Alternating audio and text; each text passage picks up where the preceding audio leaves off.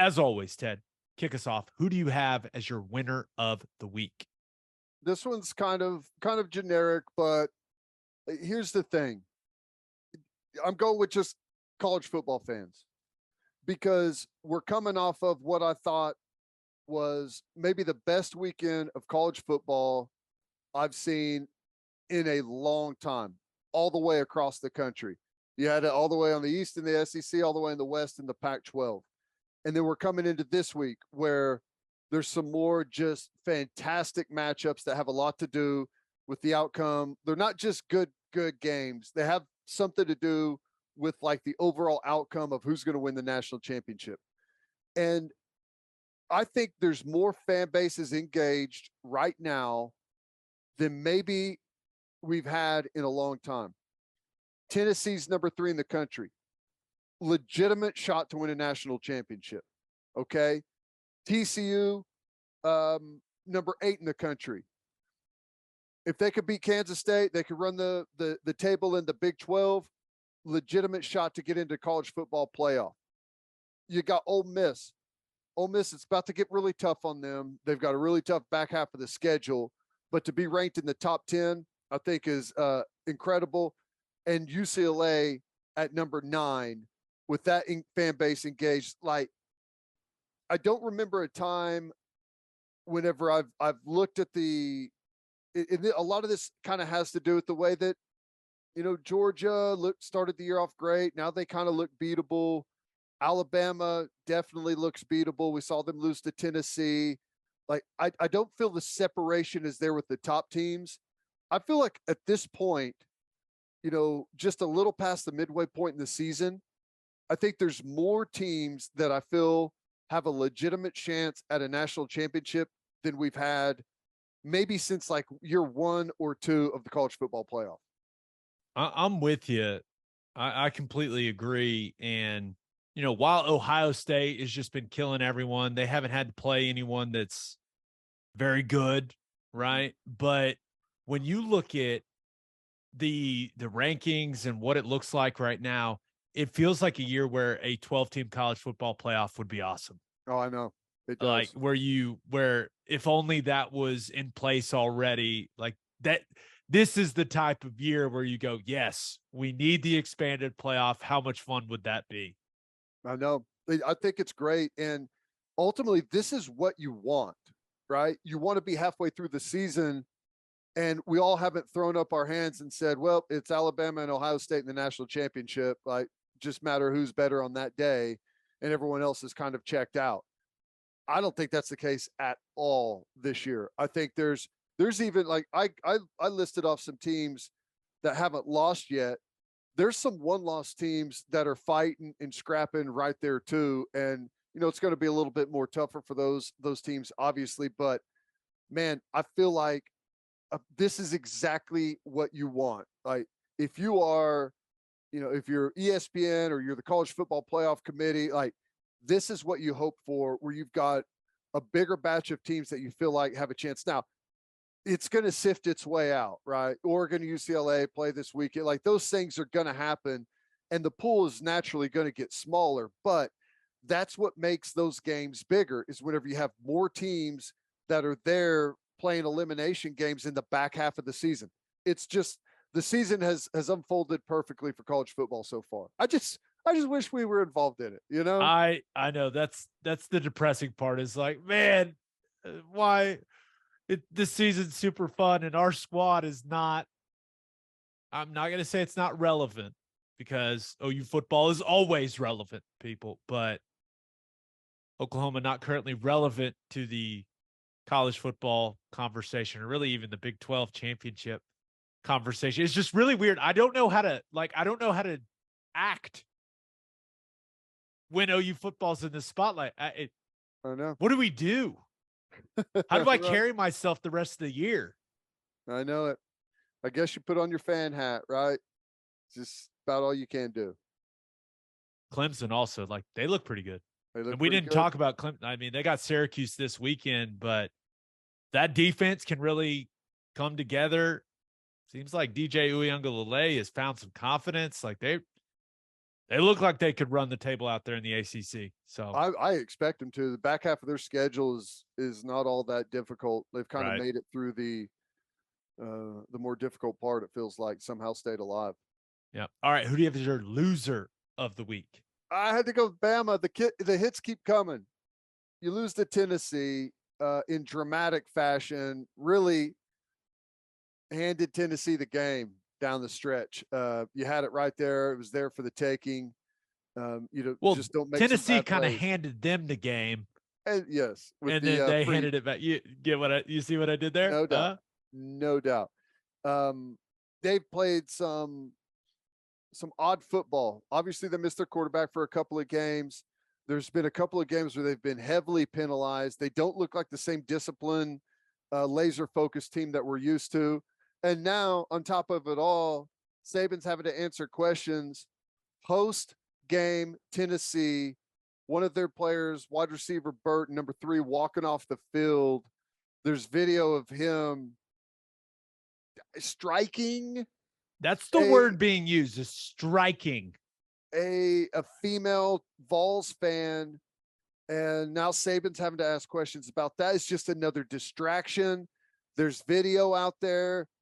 It's hard to say necessarily what exactly happens. The video's not great, and maybe some more video of it will surface later, but it's just more right now on the plate of Alabama. It feels like this is the first season with like a little bit of chaos that they've had in a while.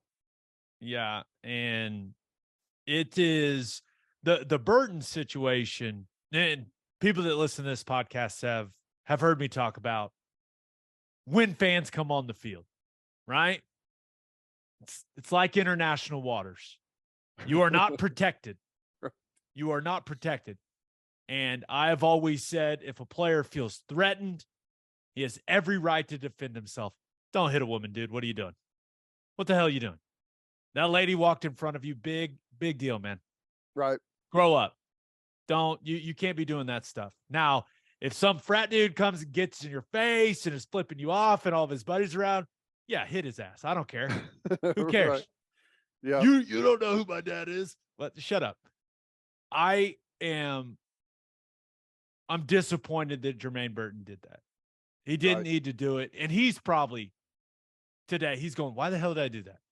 What was I thinking? I mean, it's not, I know the word they're using is striking. Like, I don't even know what he did, but it's one like, of those it looks things like where, he kind of, I don't know, a hard tap to the back of the head. Cause the girl responds to it in the video. You can see it. Like it's not good. Like, yeah. She's like, what was that? Which we all, when we saw the video, what's he doing? Why'd you do that? But, yeah, I don't know what's going to happen to him. I don't know what type of investigation is going on, but just really stupid. Why do you do that? Yeah. Well, I don't know why he did it. I can't answer that for him. He probably can't answer it either. He's probably like, I don't know why I did that.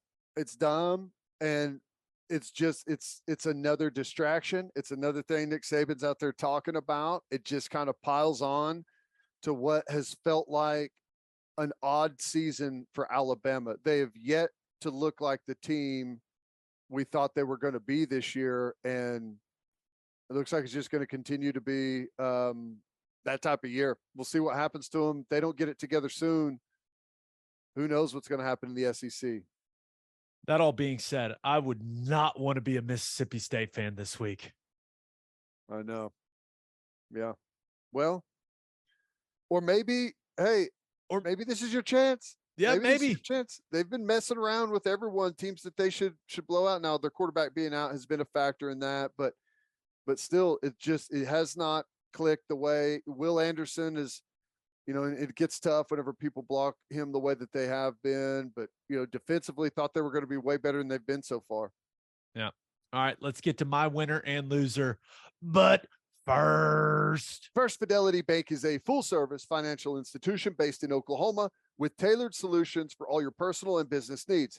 Checking accounts, saving accounts, home loans, and much more. They do it all, whether it's online banking from your computer or mobile banking from your phone. Everything is stress-free with FFB. Making mobile deposits, paying bills online, and moving money to different accounts could not be easier. First Fidelity Bank provides free ATMs worldwide, making banking convenient wherever you are. They also give back to the community. FFB donates a total of more than $500,000 to local charities and educational foundations. Make your life easier and go bank with First Fidelity Bank. Visit ffb.com for more information. And if you're a whiskey or bourbon drinker, stop what you're doing. Head to your favorite liquor store and buy some Balcones products. You got to grab some of Balcones Lineage single malt whiskey. It was just voted one of the top 20 whiskeys in the world by Whiskey Advocate, and you'll be shocked by how affordable it is. Also, you got to snag some of Balcones Baby Blue Corn whiskey. It's made from blue corn. That's the fancy corn. And that is why it has won more than 25 awards. Last but certainly not least, you got to buy some of Balcones Pot Still Bourbon. Its big flavors make it the perfect bourbon to drink year round. In 2012, Balcones Single Malt won the Best in Glass competition, beating brands like Johnny Walker and Macallan. This stuff is the real deal, people.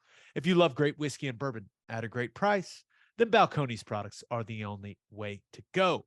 The whiskey may be made in Texas, but the owners are from Oklahoma. To find a liquor store that has it, visit balconesdistilling.com. All right, for my winner of the week, thought about going with the Philadelphia Phillies. Ted, we're in baseball mode, baby. We are in baseball mode. And although they blew a big lead in game 2 to the Padres, I cannot forget the Kyle Schwarber home run. I mean, listen, you go on the road, you get the split, right? Job well done for the Phillies. And that home run almost hit the damn moon. My God. Crazy. Yeah, that was incredible. Big bomb from him. Well, Bryce Harper hit one, and then their pitching staff was fantastic against that really, really tough Padres lineup. Yeah. So 488 feet.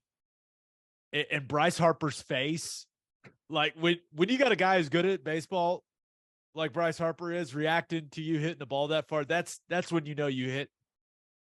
The dude hit it a mile. It was unbelievable. It was incredible. I didn't see it live.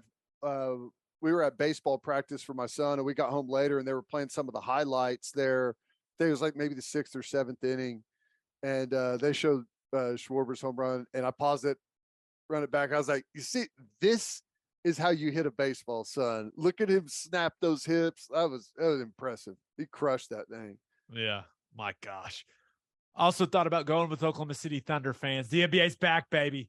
Yeah. We are back, and we're actually recording this before the game. So I'm getting mentally prepared for the season. I'm telling you right now, I think they're going to be better than people think. I know everyone is fascinated by the thought of having a chance of getting Wembanyama. I get it. He's an alien. He's incredible. But I think the Thunder might be too good. They might end up winning too many games for that to happen. SGA, Giddey, Dort, all good. Excited to see what we get from Trey Mann this season. Usman Jang, like I am intrigued. I'm very intrigued. So there's even Poku buzz. Ted, come on now, man. Are you in Thunder mode? Let's do this thing. I may be forced to be in Thunder mode a little bit earlier than typical this year because of the nature of our football season. I hope they're good enough to where they have to shut down SGA with a phantom injury, in early spring. Just be like, no, we got to lose some games. He's going to be out for an extended period, and we really don't know why. I think that strategy is out the window now. Yeah. I think we're in let's see what this group can do mode and just live with it. You got the arsenal of picks to move up. I'm down with that. Let's win some basketball games. This is what it's about.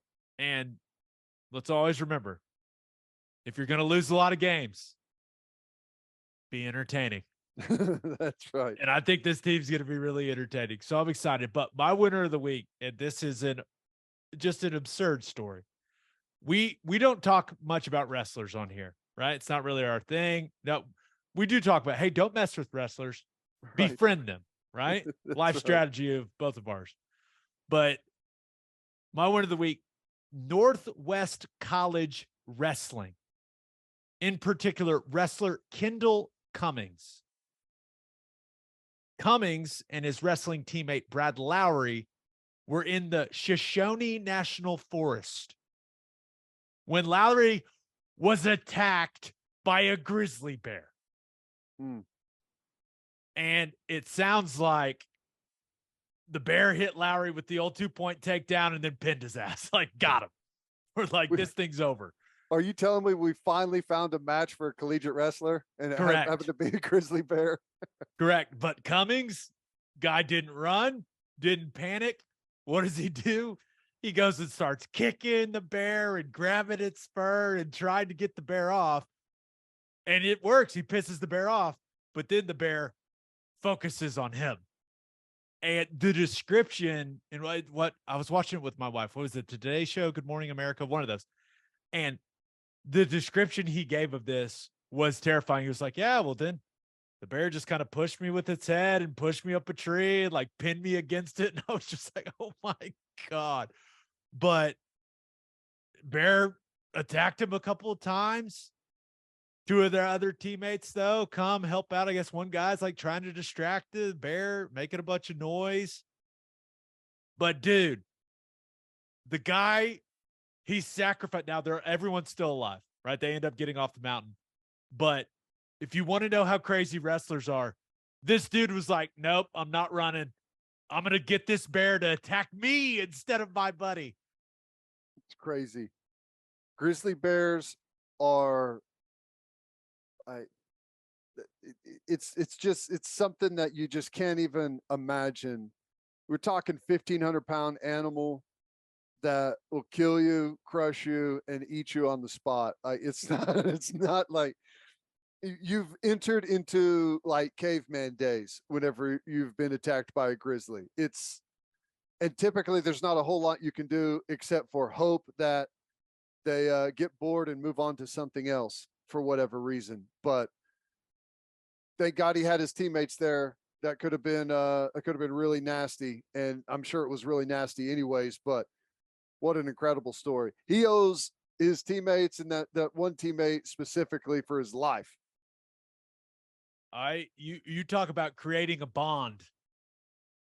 I mean, do you think we can find any futures on how to bet on Northwest College to win? I don't know what, but win something. Like that's a bond that leads to championships right there. Yeah, well, I don't know. It sounds to me like they may be out 2 or 3 of their wrestlers for the rest of the season, honestly. But yes.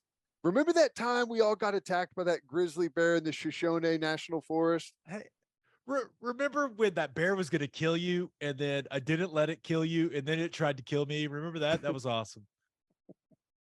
Just an awesome story. I know I'm glad everyone's okay. And it sounds like the bear is okay. So, for all the people, don't hurt the bear. It's his, you're in his house. I get it.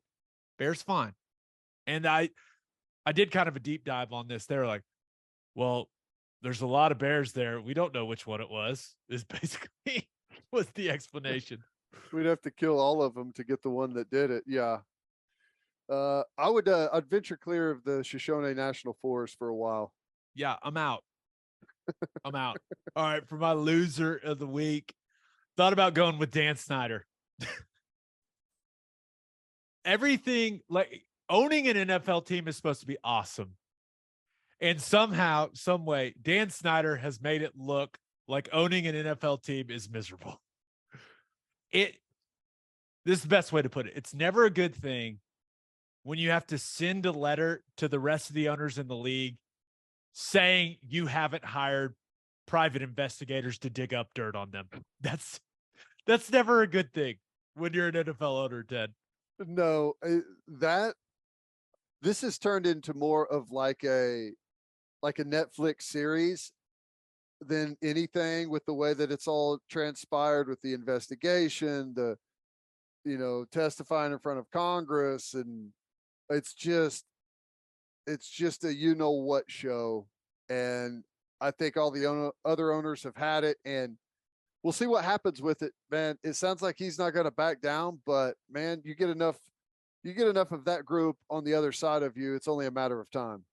Well, Jim Irsay is like, hey, you guys all know about all the crazy stuff I've done. So yeah, I'll be the one to say, hey, yeah, let's remove this guy. I loved that. It's like, yeah, I think there's merit to remove him. And everyone's like, oh, does he not have dirt on Irsay? Oh, wait, it's all we already know dirt it. on Irsay. Yeah, but it's interesting. But for my loser of the week, I got to go with Draymond Green. And it has nothing to do with him only having 4 points in that opening night game against the Lakers. And it was ring night for the Warriors. It's got to be an awesome experience. It was a celebration. And they smacked the Lakers in that game. And the Lakers, they aren't going to be very good. This just in. But this is why Draymond is my loser of the week. We as a society have very short memories now.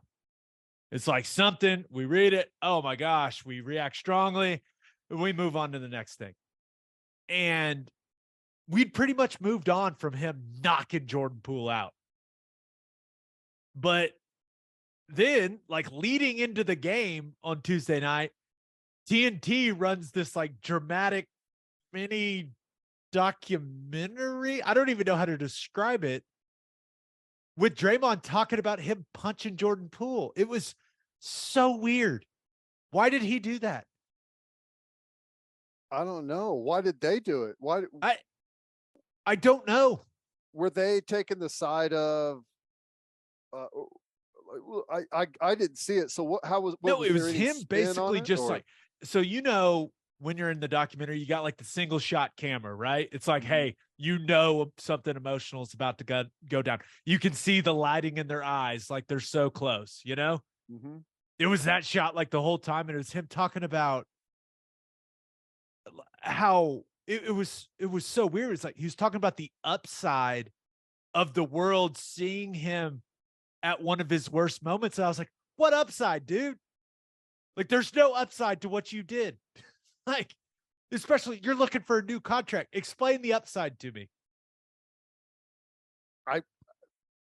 I wish I could come up with an upside of that. And like, then there was the whole world seeing like how bad you are behind closed doors. Yeah, not a good thing. And then there was a bunch of shots of him like in slow motion with his kids. It was bizarre, man. I did not understand it. I don't know what they were going for, but I can assure you of this. If it was to get me to feel bad for Draymond Green, they failed. They almost, like, the way it was shot and structured, it made it seem like they wanted you to feel like Draymond was the victim somehow. It was completely bizarre. Yeah, that's what I'm saying. Like, I don't know why they would do that to have some type of spin on it. I don't know. Bad advice from whoever his publicist is in this day and age. You just shut up and move on and wait for everyone else to go squirrel, and they're on to something else. Yeah, we would have been talking about the wrestlers getting attacked by the bear. Right. Yes. We would have focused way more on that. And that's the thing I don't get. He just, like, that, it was on its way to going away. And you know what? Let's run this big feature before we have this celebration as an organization. Everything about it was completely bizarre, dude. Fascinating. He did wear a sweet, shiny green suit into the game, though. I was very jealous. There's no way I could pull it off, but I'll tell you this, it looked expensive. I mean, so expensive. I'm sure it was.